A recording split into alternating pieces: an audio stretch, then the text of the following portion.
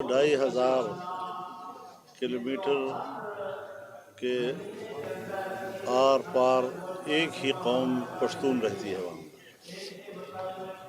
तो ऐसी सूरत हाल में जब इंडिया से भी हमारी दुश्मनी होगी और सीपैक के हवाले से चीन का भी हम एतमाद खो बैठे हों, पहली मरतबा अमेरिका की दाखिली सियासत वो बाहर की दुनिया पे इम्प्लीमेंट हो रही है कि बाइडन इंडिया के करीब था तो ट्रम्प इंडिया से दूर हो गया और हमारे आर्मी चीफ आप नहीं बनेंगे जी, कोई फौजी ही होगा।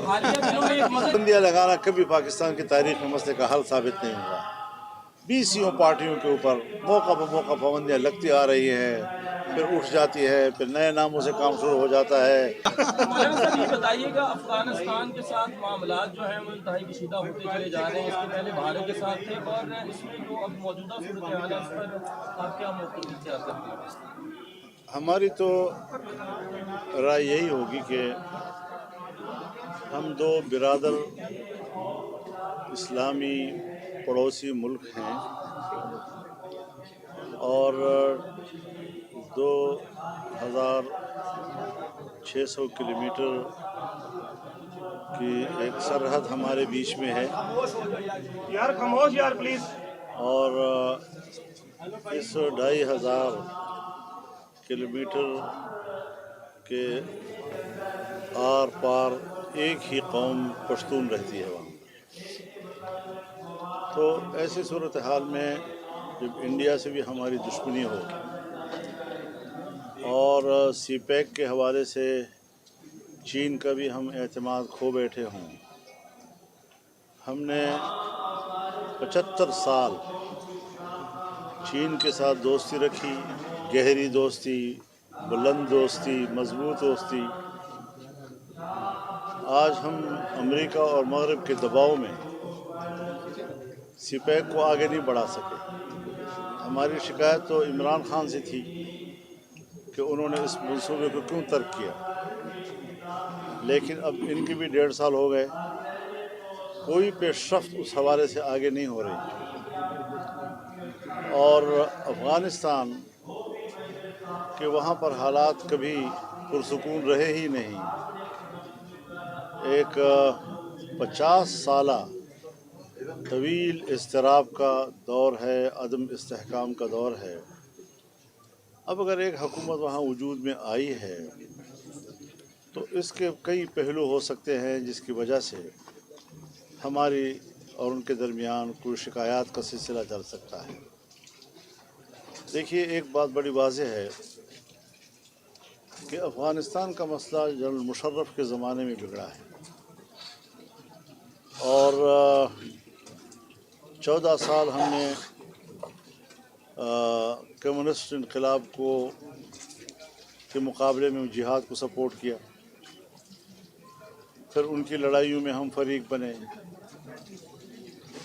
फिर मुल्ला उमर की तहरीक को हमने सपोर्ट किया,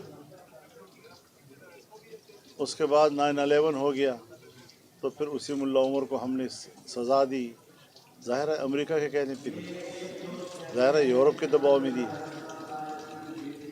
और उसके बाद हमने अमरीकियों को अड्डे दिए, फ़ज़ाएँ दी, उन्होंने अफ़गानिस्तान में उन पर बमबारियाँ की और दूसरी तरफ हमने ये भी सोचा कि तालिबान वाहिद एक फ़ोर्स हैं अफ़गानिस्तान की कि जो प्रो पाकिस्तानियन है, ये प्रो इंडियन नहीं है, प्रो पाकिस्तानी है।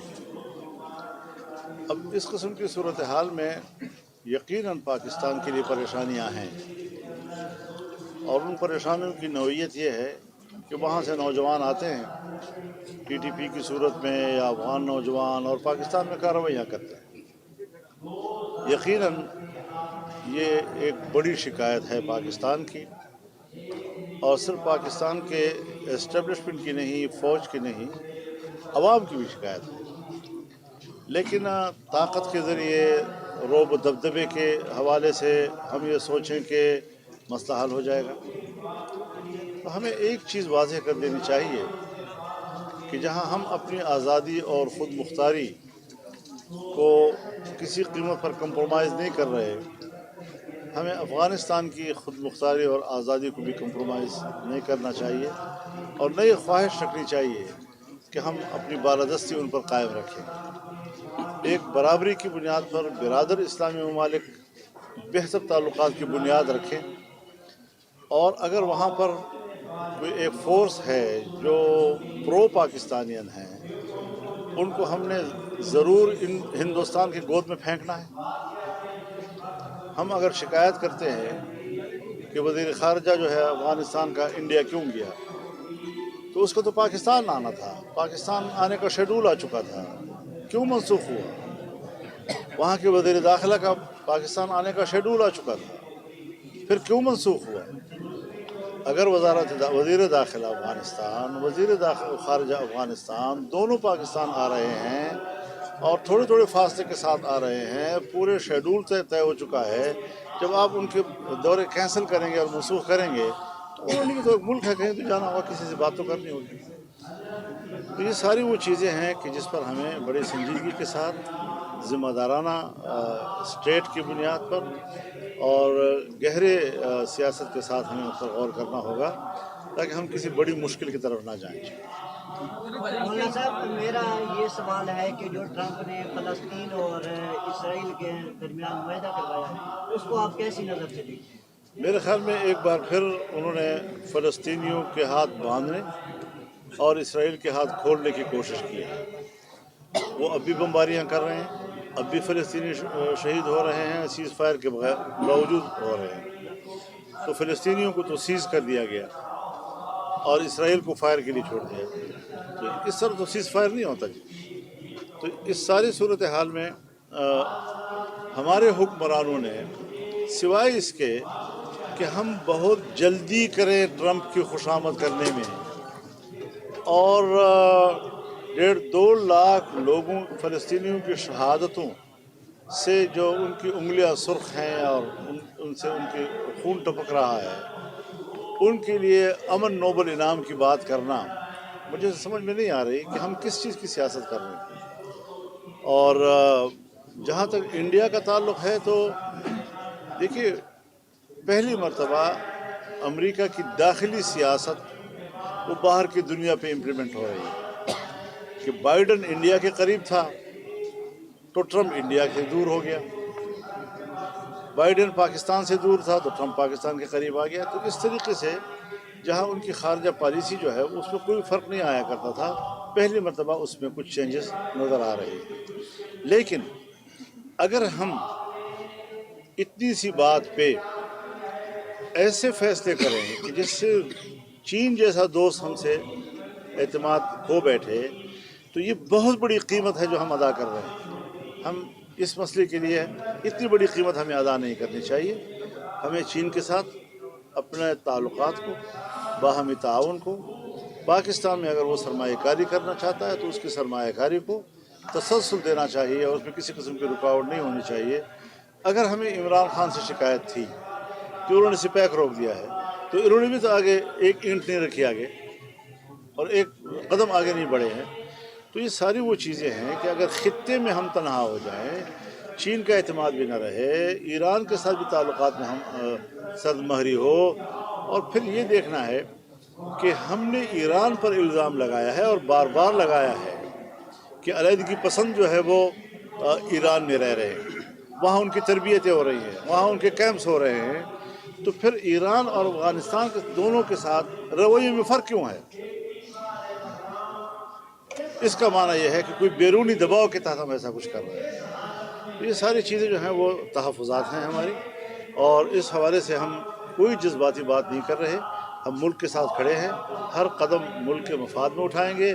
اگر میں نے جنرل مشرف کے اس نعرے پر، جب اس نے کہا تھا سب سے پہلے پاکستان، اور میں نے اس نعرے کو بھی غلط کہا تھا اور میں نے اس پالیسی کو بھی پاکستان کے مفاد کے خلاف سمجھا تھا، تو میں آج بھی بڑی جرت کے ساتھ کہہ سکوں گا کہ یہ پالیسیاں پاکستان کے مفاد میں نہیں ہیں۔ کے پی کے میں مولانا صاحب، جو کے پی کے کی صورتحال بڑی تیزی سے خراب ہو رہی ہے، اس کو سدھارنے کے لیے ابھی حالیہ دنوں میں جو جرگہ ہوا ہے اس کے جو فیصلے ہیں آپ اس کی حمایت کرتے ہیں؟ جرگے تو ہر وقت روزانہ ہوتے ہیں، ہم بھی کرتے ہیں، دوسری پارٹیاں بھی کرتی ہیں، حکومت بھی بلاتی ہے۔ کل بھی میرے پاس ایک وفد آیا تھا PTI का कि हम एक कौमी जरगा बुला रहे हैं। उन्होंने कहा ठीक है बुलाएं। तो जरगे तो होते रहते हैं वहाँ पर। बात यह है कि आम आदमी इस वक्त घर से बाहर नहीं जा सकता, गली में नहीं जा सकता, गाँव से बाहर नहीं जा सकता। तो इस सारी सूरत हाल को कंट्रोल करना ये एक बड़ा चैलेंज है इस वक्त वहाँ पर। और ख़ास तौर पर जो वहाँ पर अस्करियत पसंदी है वो बहुत फैल गई है। तो बजाय इसके कि हम अफ़गानिस्तान के अंदर जाकर कार्रवाइयाँ करें, अपने घर में हमने क्या किया है, अपने घर में तो कम से कम जो चीज़ है उसको तो कंट्रोल करें। ताकत इस्तेमाल करनी है तो वहाँ इस्तेमाल करें जो मुझे नुकसान दे रहा है जी। तो दरूने दर्ज कर दी कि बरूने खाना आई, वही वाली बात हो जाती है। हज़रत नवंबर में जो है तहरीक इंसाफ में मार्च करने जा रही है, अगर आपको दावत देते हैं तो आप उनका साथ देंगे तहरीक इंसाफ? नहीं, हमारी उनके इवेंट्स अपने हैं, हमारे इवेंट्स अपने हैं। आज़ाद कश्मीर के जो इलेक्शन है उसमें आप महमूद अजहरी को सपोर्ट कर रहे हैं, PTI भी उन्हीं को सपोर्ट कर रही है, क्या उनके खाना को मुखालफत नहीं होगी? कहाँ पे? जो कुछ अपना आज़ाद कश्मीर के इलेक्शन में आज़ाद कश्मीर इलेक्शन में महमूद खान जर्जी कहाँ से आ गया? अल्लाह के बंदे, वो तो कौमी असम्बली में वज़ीर आला के खिलाफ PPP के खिलाफ जी पंजाब की जानिब से खुतबा के लिए 25,000 वजीफे का ऐलान किया था। 10,000 25 हो गया, 25 का ऐलान हो गया। हमने उसको मुस्तरद कर दिया है।